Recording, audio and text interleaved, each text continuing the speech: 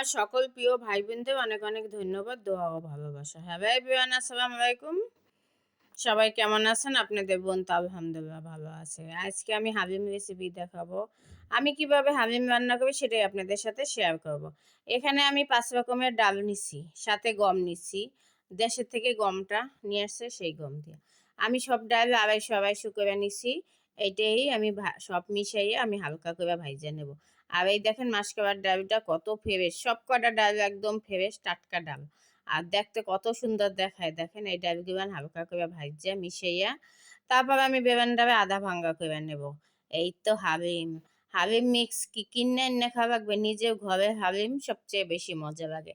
তাই আমি সবসময় এইভাবেই হালিম রান্না করি। তাই রোজার মধ্যে প্রতিবার একবারই রান্না করব, বেশি রান্না করি না, হালিম রানতে অনেক কষ্ট। যাই হোক, আমি এগুলো হালকা ভাজা নিতে আসি। তারপর এই দেখেন বেগুনটাকে আমি আধা ভাঙ্গা করতে আসি। হালিম মিক্স যেরকম থাকে এরকমই। তারপরে আমি সব করে এরকম ভাঙা নেব। আর এখানে কিন্তু সব মিলাই জিলাইয়ে 1.5 কেজির মতন ডাল হয়ে গেছে। সবাই রান্না করবো, হালিম রানবে এই জাল দিতে দিতে, পরে সবাই একটু একটু দিতে দিতে কম হয়ে যায়। এই জন্য এখানে 1.5 কেজি ডাল আছে। এখন আমি রাইখে দেবো। এই যে 1 পাতিল পানি দিয়ে আমি বসাই দিছি হালিমটা। আর এখন নাড়তে থাকতে হইবে, নাহলে কিন্তু নিচে লাগিয়ে যাইবে। আর হালিম রান্না তো অনেক কষ্ট। আর এরকম না নাড়লে একদম নিচ থেকে পুইরা যাবে, যেহেতু এটা গমটা ভাঙ্গা হয়েছে, ডাল ইয়েছে আদা ভাঙ্গা। আর এখানে আমি 1 কেজি গরুর মাংস নিছি। আর যে গরুর মাংসটা আমি কিভাবে রান্না করি হালিমে দেওয়ার জন্য সেটাই আপনাদের দেখাবো। এখানে সব মশলা রেডি করে নিছি। হালিম মিক্সের একটা মশলা দেবো, হালিম মশলা, সেটাও 1 প্যাকেট আমি দিয়ে দেবো। তারপরে আমি রাঁধুনি গরুর মাংস মশলা দেবো, তাহলে হালিমের টেস্টটা ভালো আসে। আর এখানে আমি হালিমের মশলাটা পুরো আমি দিয়ে দিতে আসি, যেহেতু অনেক হালিম মশলাটা পুরাই রাখবে। আর এই মশলাটাই দ্বিগুণ স্বাদ বাড়াই দেয়। আর যদি এই মশলাটা না থাকে, এই যে হালিমের গরুর মাংসের মশলাটা, এইটা আপনারা 1 প্যাকেট দিয়ে দেবেন। এইটা কিন্তু দ্বিগুণ টেস্ট বাড়ায় দেয়। আমি সবসময় এইভাবেই হালিম রান্না করি। হালিমের মশলা আমাদের এদিকে পাওয়া যায় না, সব জায়গায় পাওয়া যায় কিন্তু এ জায়গা ছিল না। আমার দ্বারা হালিমের মশলা ছিল একটা, ওইটাই দিছি মিক্সে। আর সাথে আমি এই যে মরিচ, হলুদ সব আমরা করে আমি আন্দাজ করে দিয়ে দিতেছি। আপনারা আপনাদের পরিমাণ মতন দিয়ে দিবেন। আমি এখানে 4 চামচের মতন মরিচের গুঁড়া দিছি, 2 টেবিল চামচ হলুদের গুঁড়া। আমি ডালের মধ্যে একটু হলুদ 1 চামচ হলুদের গুঁড়া দিয়ে দিছি, এই জন্য শুধু মাংসের জন্য আমি এইটাই দিছি। আর এখানে আমি আদা রসুন আমি ডাবল ডাবল দেবো, যেহেতু ডাল আছে মিশানো। এই জন্য আমি 2 টেবিল চামচ রসুন বাটা দিতে আসি, 2 টেবিল চামচ আদা বাটা দিতে আসি, জিরা বাটা দেবো 2 টেবিল চামচ, ধনিয়া বাটা 2 টেবিল চামচ। এখানে এই যে এই গরম মশলা বাটা আছে, এটা দিয়ে দিলাম, জিরা বাটা দিয়ে দিতে আসি, ধনিয়া বাটা দিয়ে দেবো। আর আমি ধনিয়ার গুঁড়াও দিয়ে দিতে আসি। আপনারা যদি ভালো লাগে এভাবে বানাইয়ে একবার খাইয়ে দেখবেন। আর হালিমটা কিন্তু নিজে হাতে বানানো না, অনেক মজা। এখানে আমি দারচিনি, এলাচি সব দিয়ে দিতে আসি, তেজপাতা। এটা দিয়ে তেল দিয়ে দেবো পরিমাণ মতন। সাথে আমি একটু টেস্টিং সল্ট দিয়ে দেবো, যেহেতু। তারপরে লবণ স্বাদ মতন দিয়ে মাখাবো।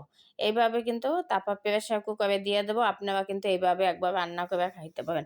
আর তারপর প্রেসার কুকারে 2-3টা সিটি দিয়ে আমি নামাই ফেলবো। তারপর তো হালিম মাছ সারাদিন এই জাল হইতে থাকবে, মাংস একদম গলে যাবে এখানে। আর আমি এই লবণ আমার স্বাদ মতন আমি দিয়ে দিতে আসি, পরে দেখে আবার দিতে হবে। এখন একটু কম দেবো, সমস্যা নেই, রাখবে, বিট লবণ দিয়ে দেবো। আর এখানে হালিমটা বানতে কিন্তু তেঁতুলের পানিও লাগবে, তেঁতুল। আপনার ঘরে তেঁতুল থাকবে, ওইটা ভিজিয়ে রাখবেন, ওইটা গুঁড়া কিন্তু দিতে হবে। আর আমি সুন্দর মতন মাংসটা মাখাই নিতে আসি, মাখাই আমি প্রেসার কুকারে দিয়ে রান্না করব। আপনারা কিন্তু এবার একবার ট্রাই করে দেখবেন। এখন এই রমজানের সময় তো হালিমটা খাইতে অনেক মজা। আর বাইরের থেকে হালিম আনি কোনো মজা লাগে না, কিছু না। তারপর মাংস থাকে না। আর এই দেখেন আমি এখানে 1 কেজি মাংস দিছি। এই মাংসটাই আমার কম হয়ে যাবে, আমি আরও মাংস দিব। পরে হাড্ডি হুড্ডি আছে, সেগুলো আলাদা রান্না করে আমি দিয়ে দেবো। যাই হোক, আর এই চুলায় মাংস বসাই, এই যে কষাই নিতে আসি সুন্দর মতন। আর এই চুলায় এই দেখেন এই মাংসটা, এই যে হাড্ডি রাইখে দিয়েছিলাম, এইগুলো কোরবানির মাংসের হাড্ডি। এটা আমি এই হালিম খাওয়ার জন্য রাইখে দিয়েছিলাম। এই হাড্ডিগুলো নেই, এখন এক এক করে সব দিয়ে দেবো। এখানে 5-6টা হাড্ডি আছে, একদম অনেক বড় বড় হাড্ডি। এইগুলো সব কিন্তু এখন এই যে হালিমের মধ্যে দিয়ে দিতে আসি। সবাই কিন্তু একবার এরকম বড় বড় হাড্ডি থাকবে জমাইয়া একবার হালিম কিন্তু খাইতে পারেন ঘরে। এইভাবে হালিম রান্না মজাই একটা আলাদা। দেখেন কত পাতিল বড় বইরা রান্না করতাছি, সবাই একবারই দিবে, থাকবে না। এভাবে কিন্তু সবাই একদিন রান্না করে ডিপে রাইখা আপনারা ১ সপ্তাহ খাইতে পারেন।